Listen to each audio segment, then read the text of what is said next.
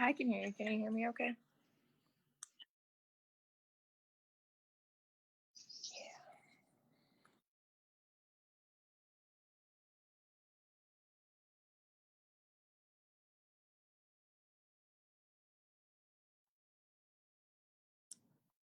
Okay.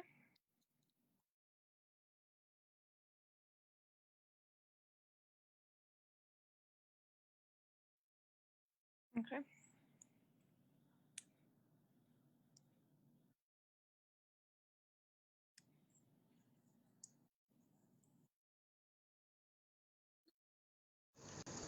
Hello, Patriots. Welcome and thank you for joining me. You know me, I'm Kenneth Finney. Today we're going to be speaking with Brittany Raymond, who wishes to address Jackson and the community based on the events at Happy's Pizza and the court case, the allegations, the anger. There's a lot of things that want to be said by our community. Before we get into that, I do want to remind you guys, please donate to the Back to School Bash. That's happening this 29th until supplies run out. There is a GoFundMe on Mr. Mahoney's webpage. Please go donate as fast as you can, as soon as you can. Very, very important. Let's donate to our community. Let's make sure our children get the things they need. Speaking of children, today at 5 p.m. outside of, I believe it's pretty much Consumers Energy, One Energy Plaza, we have Jackson Save Our Children March that starts at 5 p.m. today, and that goes on till 7 o'clock tonight. So again, I really want to thank you guys for joining me. This is going to be, I know this is very emotional for a lot of individuals, but there are individuals who want to hear what's being said. So we're going to go ahead and just without further ado, we're going to go ahead and bring in Miss Brittany Raymond to speak to the Jackson community. I believe she has something prepared, so I'm going to give her a few minutes to speak, and then we'll go into questions and answers. Brittany, thank you for joining me. No problem. I don't really have anything like written down or anything like that, but I'm here to just talk to everybody. I want to answer everyone's questions. I want to hear what they have to say. I mean, I know a lot of you have already made it clear how you feel, whether it's on the comments or in my inbox directly. You know, I know a lot of people are angry, and I'm not saying no one has the right to be angry. You know, this is a very hard thing to read as a parent, as a person in general, as really anybody. It's not something you can just read and be like, huh, well, sucks to be her, you know what I mean? It's not something that I'm asking the community just to forget about either. I wanna say that first and foremost before I answer any questions. You know, I'm not telling the community, hey, hear my side and just forget about me. I want the community to know my side, because there's a lot of mistakes I made. There's a lot of regrets that I hold, and people don't know that. And there's a lot of facts that people don't know either regarding the individuals in the whole case, not just David and Jamie and Talia and myself, but, you know, my ex-husband Kevin and his kids, our kids, not just his kids, but, you know, it affected more than just the people at that table. You know, so I mean, I don't know where you want me to begin. I begin from the beginning when I met David, or wherever you want me to start. Well, let's start in 2014, about February in 2014. Does that ring any bells? When I went to jail, yeah. Oh, do you remember what you went to jail for? I went to jail for a false police report. Filing a false police report. That's yeah. That according to my sources, Brittany Raymond, you filed a false police report by saying you were walking home and you were forced at gunpoint into a vehicle and nearly kidnapped. So I worked at the PS Food Mart there in Hillsdale. It's the only one that's considered downtown. So if anyone knows Hillsdale, they know what I'm talking about. I never worked nighttime, only because I did walk to and from work. I wasn't comfortable with it. Well, one day I didn't really have a choice. Everybody called in. I only had to stay till midnight. So I was like, all right, whatever, fine. stayed at work. Now, where that gas station is, there's an open lot. Like semi trucks parked there, people park there to like get some sleep when they're leaving town or whatever they're doing. We don't ever bother nobody that's sleeping out there or the cars that are parked there for more than a couple hours.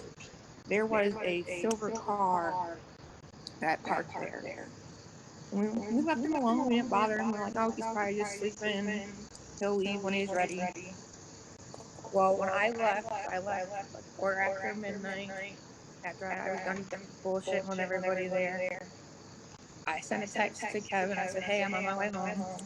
He said, all right, everybody's asleep but me, so be quiet when you come in because the dog will bark. Just normal husband-wife conversation. Let me know what's going on. I said, okay. Well, when I left, that car had parked. They tried leaving and that wasn't. I started walking home now in Hillsdale to get to my street. I lived over on Ludlow by the fairgrounds. So you have to walk down Carlson, turn right, and then just get straight shot down. Okay. Well, where? Keep going. Where they go to the gas station, Planet Fitness, and then I think it's a food mill or something. No one really goes there all the time, but it's a still building. So I'm walking down that road. When I got past the food mill, I noticed the same car that was at the gas station parked on that side road. I didn't think anything of it. I was still on my phone talking to Kevin and texting back and forth. While I kept walking, the man got out of his car and started approaching me. And again, I didn't think anything of it. I thought, okay, well, maybe he's doing whatever. I tried really not noticing him when he came up next to me. And I was 18, so I don't know if you want to say young and dumb or just dumb in general. Either way, he had put his hands were in his pocket, and he had put his right hand up to me. Now, I didn't know what to do. I was like, okay, it's a gun or it's his hand. I don't know. I'm 18. I don't know how to defend myself. I don't know how to say it's not a gun and tell him to fuck off. So I did what he said, and he told me to get in the car. So I got in the car. Now, I don't know if he was on any drugs, if he just wasn't mentally right, you name it. But when I got in the car, he didn't touch me. He didn't handcuff me, anything like that. He kept looking in the back seat. There was a box that sat behind my seat. I don't know what was in it. I don't know if it was drugs or whatever. But he was paranoid as hell about that box. He kept staring at it. Every time we'd drive, he kept looking back. So I was like, all right, well. And he drove around Hillsdale. He went down by the college, and then we went down in the industrial park. Now, when you're in the industrial park, there's two sides of it. You can have the right side, which takes you over by Cardinal and all that stuff that's by, I want to say it's a Shell gas station. Or you can have the other side, which takes you up closer towards like you're going to come into Jonesville. So you're like by Martinria and the hotel and all that stuff. So that's the road he went, and he had stopped for like 5 minutes to like fiddle with this box. He kept touching it, making sure it was all there and messing with it. While he was messing with that box, I did get out of that car and I went into the hotel.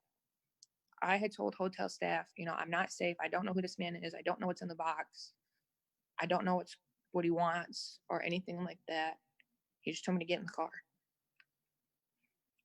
So they called the police, and Kevin had already called the police because I didn't come home.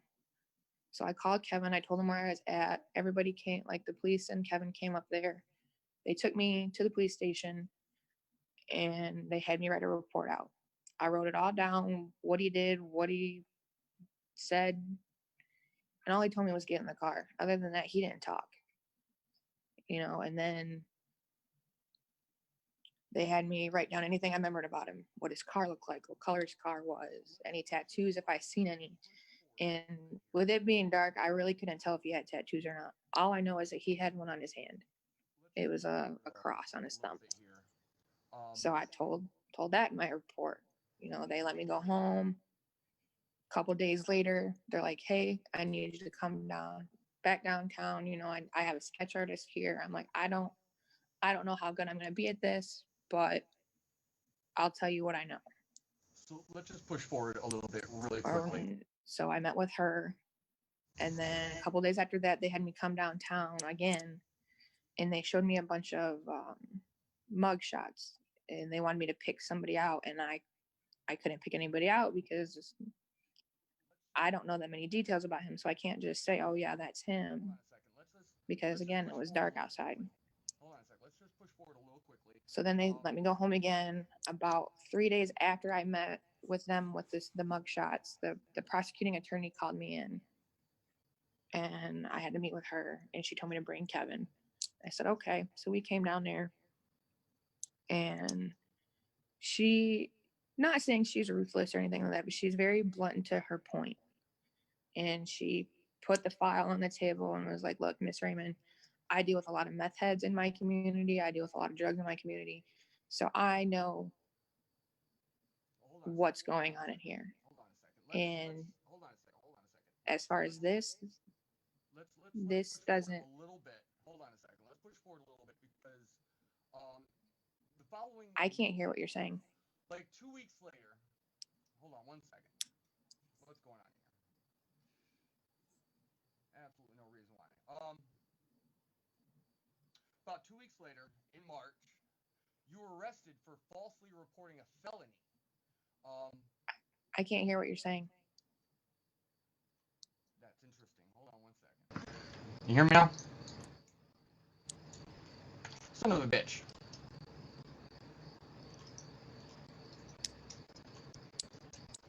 Hold on a second. Can you hear me now?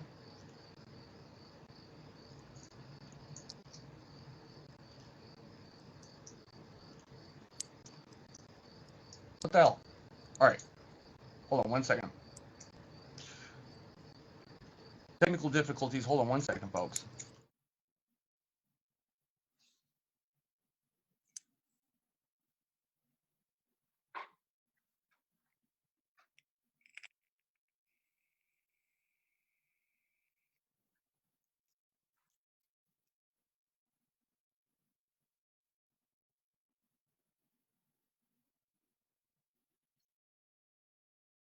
Now I can hear you. Transition back. All right, we're back. So you can hear me now? Yes. Okay, so let's push forward to March. You were arrested for falsely reporting a felony. That specific felony. Multiple detectives said that your lies didn't add up. You ended up confessing and fabricating the whole thing as a ruse for attention. Most importantly, you decided to come forward because you realized that by giving a description, you could possibly accidentally have someone arrested for a crime they didn't commit. Any response? So with that being said, when I was talking with the prosecuting attorney and she had told me, stuff like this just doesn't happen. Wait a minute. There we go. Sorry about that. She had told me that because I wasn't super emotional, because I had talked to like several people in that office, and she said my mannerisms didn't come off as distressed or excessively emotional.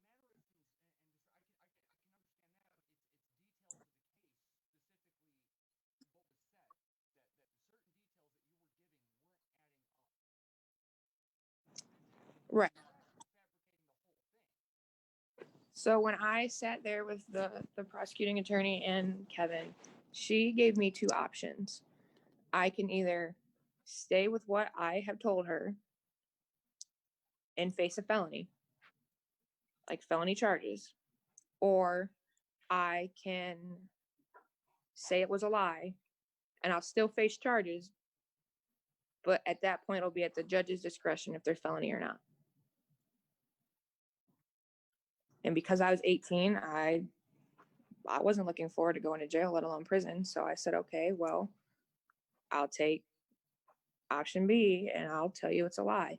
So she had it on recording that I was going to write it down, that I lied. And about a week later, now we're in March, I went to court, and my lawyer came out and told me what we were going to do. And I went in, I met with the judge, and I remember his words like, is a speech your dad gave you when you're growing up. You're 18, you're young, you're dumb, and I'm not ruining your life, but I'm making you learn from it. Okay, now let's push forward to the age of 22. Okay. Now, So, I'm trying to remain as biased as I possibly can or unbiased. I'm trying to remain as neutral as I can because I'm supposed to be acting like a reporter, a journalist.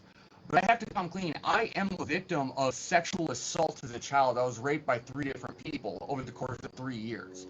So, let me break it down like this. Let's pretend that you, me, and 4 of my buddies are hanging around. We're drinking, we're smoking, we're hanging out, right? It's a great night. 2 of our buddies start talking about how they want to kidnap a child. At what point do I start taking notes? right. I get your what you're saying. So, let me just start with the beginning of David.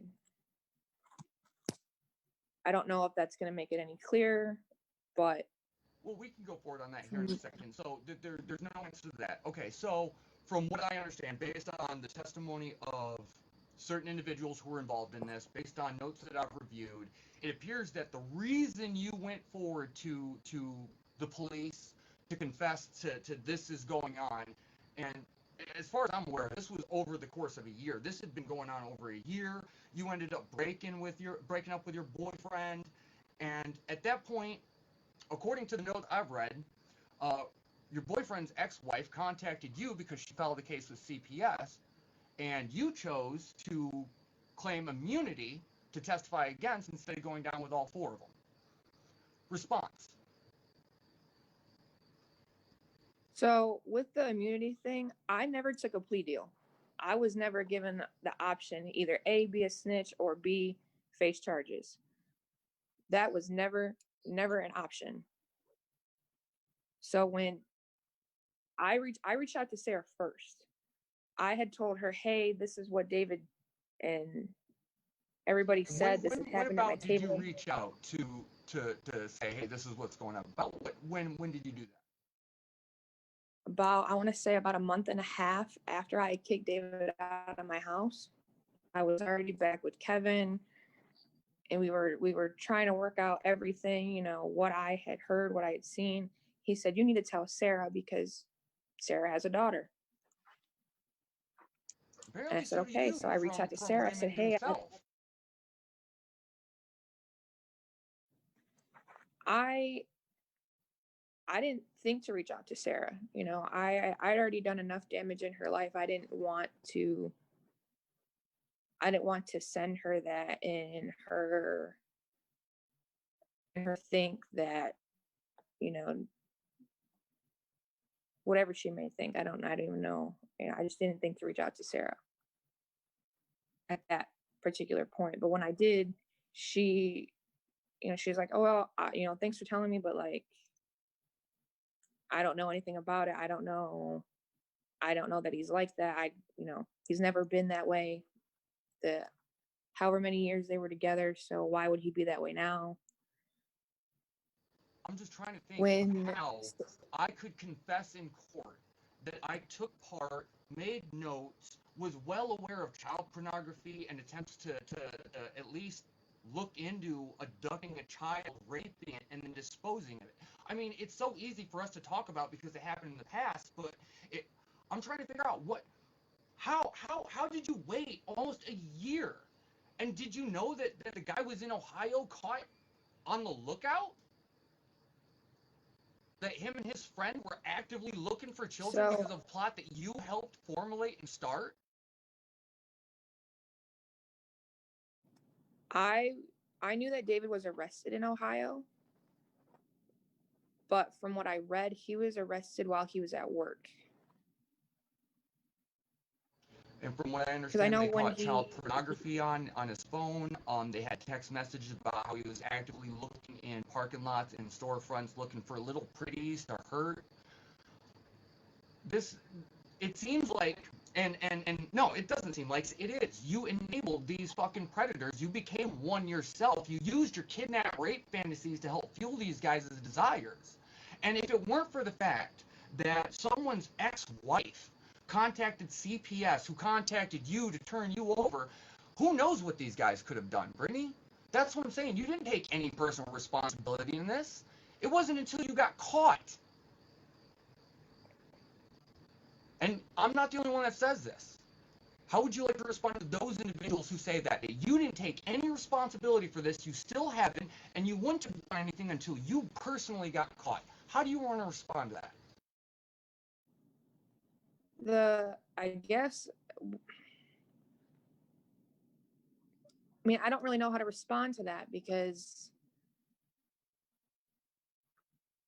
the thing is I never touched a child. I never wanted to touch a child. I never wanted to hurt a child.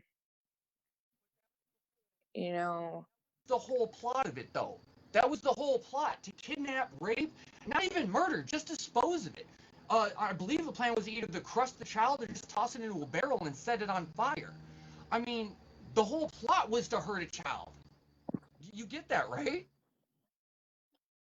I understand what was said and what was What I'm trying to figure out thought of. is I'm trying to understand why all this was said. When did it become okay to sit around and even joke about this? I never made the claim that it was okay. So I want to make that known too.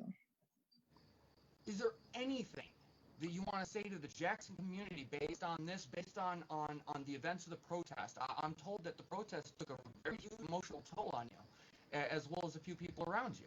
Do you have anything you want to say to the Jackson community for on that? I mean, the Jackson community definitely got what they wanted. I lost my job. I lost the visits with my kids until Kevin feels it's fine again.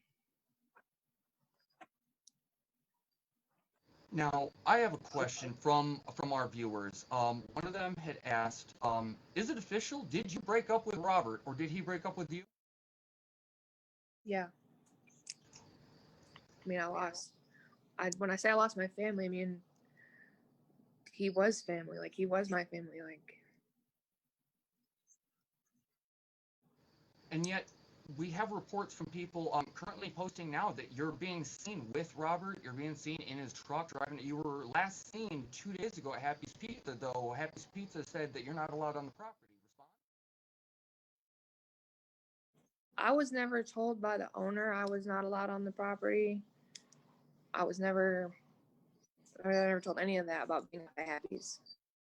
I was told I couldn't work there. Why did you move to Texas? I was told you moved to Texas to get married. I didn't move to Texas to get married. As far as that goes, when the case with David started, I was already dealing with CPS. I was dealing with CPS because my daughter's arm got broke because Kevin picked her up out of bed. Now, as far as that goes, I was dealing with CPS. Now, in that time frame, I felt like I was getting nowhere with CPS. I did the classes, I did the counseling. I still go to counseling. I know people have said that I need to go. I still see a counselor at Lifeways for many things. But you did get married while you were down in Texas. No. No, you did not get married down in Texas. No. That actually answers someone's questions. They were wondering why you left Texas to get married when you were already married to someone here in Michigan. Yeah, no. Did not get married to anybody in Texas. I went to Texas with my mom and my two siblings and my sister's boyfriend, baby daddy, whatever you want to call him. We went down there because my youngest sister was a senior. She was going to start her senior year. And the only thing that she wanted out of life was to graduate with the kids she started high school with. My mom didn't feel comfortable leaving her down there by herself. She's only 17. Well, my sister pled to, hey, I'll stay at grandma's house as long as I can go to Irvin. My mom was like, all right, I think that'll be fine. You keep an eye on grandma. You can still go to school. We'll be okay. My grandma has a lot of health problems regarding her heart. So it made my mom feel at ease knowing that my sister would be there. Now, my middle sister was pregnant at the time and she missed Texas. So she was like, oh, I'm going to go with Jesse too. Now there's two of us. And wherever Vicky went, James went with her. So all three of them were about to go down there. My mom didn't want to go alone and drop her kids off and leave. So I said, well, I'll go with you. At this point in time, Kevin is in jail for the charges of breaking Rain's arm. I was like, I feel I'm at a loss with CPS. I don't think I'm ever going to win and see my kids and be their parent again. So screw it. Let's go. Well, we got down there and I hadn't seen my grandma in quite some time. So I was catching up with her and my aunt and every family member down there while my mom went and said she was doing errands real quick. So when she came back, she said, by the way, have a house because we're not going back. At first I was like, well, what do you mean we're not going back? Like, my kids are still there. Like, I kind of need to finish that or tell them something. So All right, what do I I'm do? asked, And she says that, I was told you were recently evicted from Springport Glen. Is that correct? yep, Yeah. that was David. That was Are you currently that still was living Robert and with I's someone house. in Springport Glen? No. No. So you're not currently a resident at So Springport Glen. You're currently not living with anyone at Springport Glen. The reason I ask is there are residents in Springport Glen who wanted to know if you were in that no. So going back to the comment you made that someone had saw me driving Robert's truck a couple days ago. So area. Yes. Yes, Robert and I aren't together. However, I did get to use his truck one last time to gather all my stuff from the house. The office gave me one more day to go in, get everything I needed that was mine. Now I'm And get off told the you are property. currently no longer living in Jackson. I'm not gonna, but I'm told you're currently not living in Jackson. You're currently no longer in Jackson. You don't live with your father on West Ave. That's correct? Correct. Okay. Jackson residents are asking. Just to let you know, you're live in front of almost 200 people. Everyone has been hearing what you have to say. I'm going through the comments right now to see if there are any last questions these individuals have. Do you have anything that you want to address? Just before we wrap this. I guess going forward, like I stated in the beginning, I'm not asking everyone to hear my side and forget about it. I'm not asking people to forgive what I said, what I did or didn't do, or what they think I did. In our reality, Kenneth, I don't know what you want me to call you. I just want to go back to work, to be honest. I've read the comments. People are saying I don't need to work with the public. But my question is wouldn't the public feel better knowing where I worked, knowing where I'm at all the time, if they think I'm this person? Or any other predator who would confess to something like this and didn't get immunity, yeah, it's actually a law. You have to register. But luckily, you didn't receive immunity, so you don't have to go through that process, do you? What do you mean? One last question. It was an update, not Texas, but Indiana. You married Robert in Indiana, is that correct? Yeah, But you're still married to Kevin. correct. So you're married to Kevin and you're married to Robert. Which one did you marry first? Kevin. Still married to Kevin, and you I married married Robert in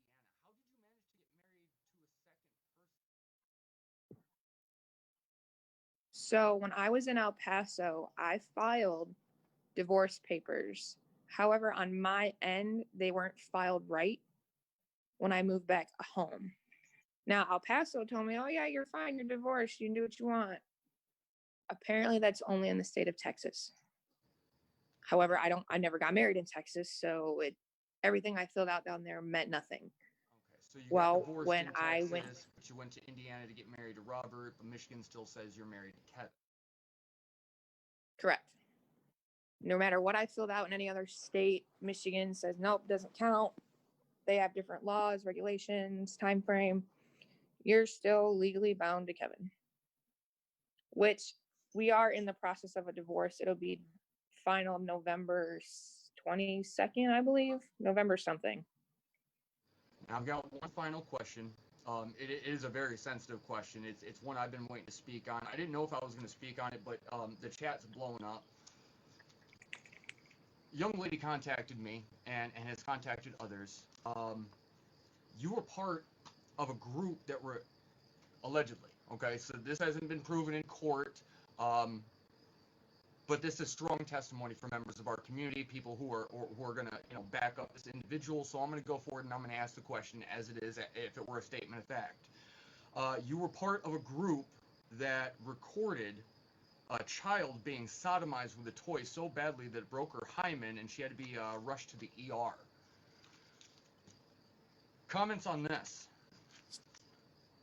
So, yes, everybody has plastered me with that, saying that I did it, I was there, that I was the one videotaping it. I had no part in that. I was not there. I didn't even know what happened until Jamie got arrested. So when Jamie was arrested, she wasn't like arrested at her home.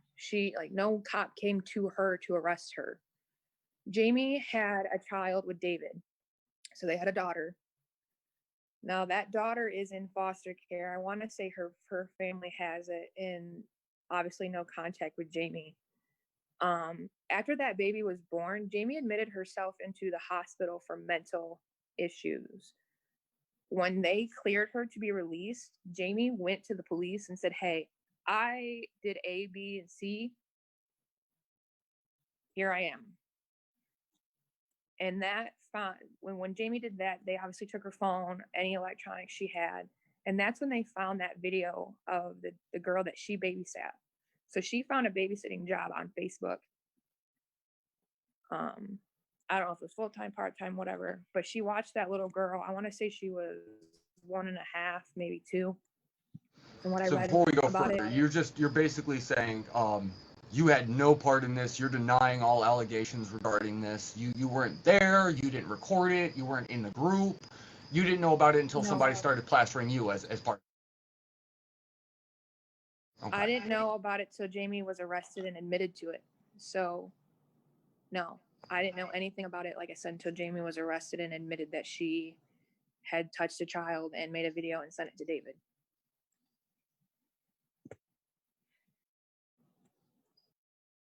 Well, let me just check our chat real quick. Does anybody have any final? It's going to take a second because there's like a lag on the feed. If anyone has any final questions, any comments, any statements, I'm looking at the chat right now, and yeah, it's going to take a second. You know, if I can add one more thing, like I said, it's not about the community for forgiving me. I'm not asking for it. What I am asking for, and I'm sure everyone will put their hate on it or their comments, concerns on it, is, can I just go back to work? Can I go back to work at Happy's? I understand that people don't want me working with people. That's fine. I'll do whatever it takes to work back at Happy's. I've been there since last year, and it's probably my favorite job. If it means not touching the register, touching the phone, talking to people, just doing dishes, I'm fine with it. I'm going to be completely honest I with you. work really hard. I have the attention of over 500-600 people. I've spoken to so many people. I've spoken to every member who was part of the Happy's Pizza protest. I'm part of a large group, 2 of them on Facebook. the consensus in the community is they don't want you working with the community. They don't want you having access to their children. They don't want you having access to their families. How would you respond to that? And I understand that, but, you know, I'd agree to whatever just to go back to work at Happy's. You know, don't allow me up front. Don't even allow me to make food for all I care. Make me wash dishes the rest of my life. You know, but at that point, the community still knows where I am. You know what I mean? They still can keep their tabs on me. They can still watch every move I make. You know, just at least give me one thing of normality back, and that's my job. Because you can't give me my family back. You can't give me my kids back. One last question, and then we'll let you go. I'm a victim of sexual assault. As a child. I'm sure there are so many others who are watching this stream, who are going to watch it later, who are involved in this. There are parents. You have an opportunity right now to speak to them regarding the case that you confess to. Anything further that we don't know about that you might want to address to the community, you have an opportunity right now to speak from the heart and say something to them. What is it you want to say to them? You know, I'm not perfect by any means. Nobody is. I truly am not that religious, but I kind of started getting there over the last couple of days, you know, trying to pray and figure something out in my head. You know, I still go to counseling. I still plan on going. I don't plan on stopping anytime soon. But I can say sorry till I'm blue in the face, but that doesn't change it.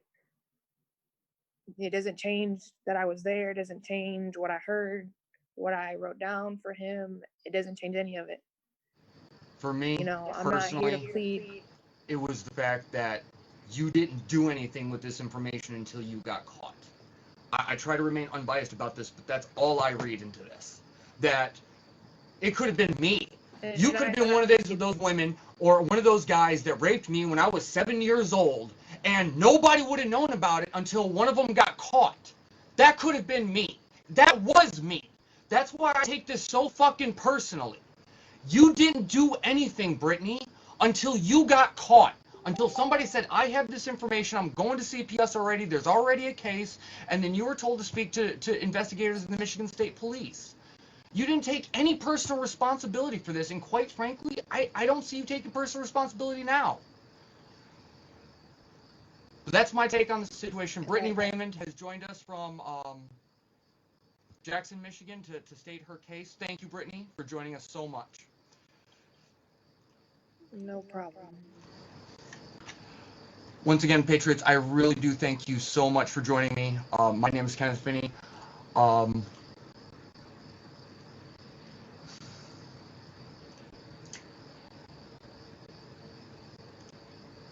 so sorry if I lost my composure. Once again, today at 5 p.m., please come down. One Energy Plaza. Save our children. This is what it's about, right? Save our children. It's an event by One Energy Plaza. I think that's Consumers Energy. It takes place at 5 p.m. It goes on until 7 p.m. tonight. Please come down and support, demonstrate, show Jackson, Michigan that this kind of behavior will never be allowed to be taking part here in Jackson, Michigan ever again. Well, not most importantly, but just as importantly, please go to Daniel Mahoney's page, visit my page, go to the GoFundMe, donate while you can. We've only got about a week left of donations. It starts this Saturday. It's going to help our community. It's going to help the children make sure they get the bags they need, the school supplies they need. Please donate. It's going to be at the Eleanor Mormon Plaza. I keep wanting to say park. That's on the corner of Milwaukee and High. That's where KJKP had that huge thing. That's where the the Southside Summerfest series is always happening. Beautiful little park too. Great place to hang out. That's going to take place August 29th. It's a Saturday. Please make sure you donate. Just $5-10. Seriously, that will help so many people in our community. Talking tries to just blow it away. Again, thank you guys so much for joining me.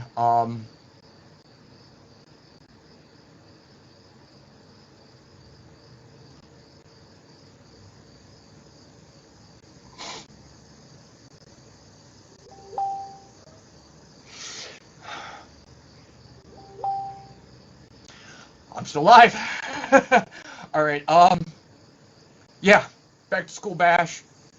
Save our children. 5 o'clock tonight. Thank you, Patriots, so much. Please donate to the Back to School Bash. Have a great day. I hope to see you guys at 5 o'clock today.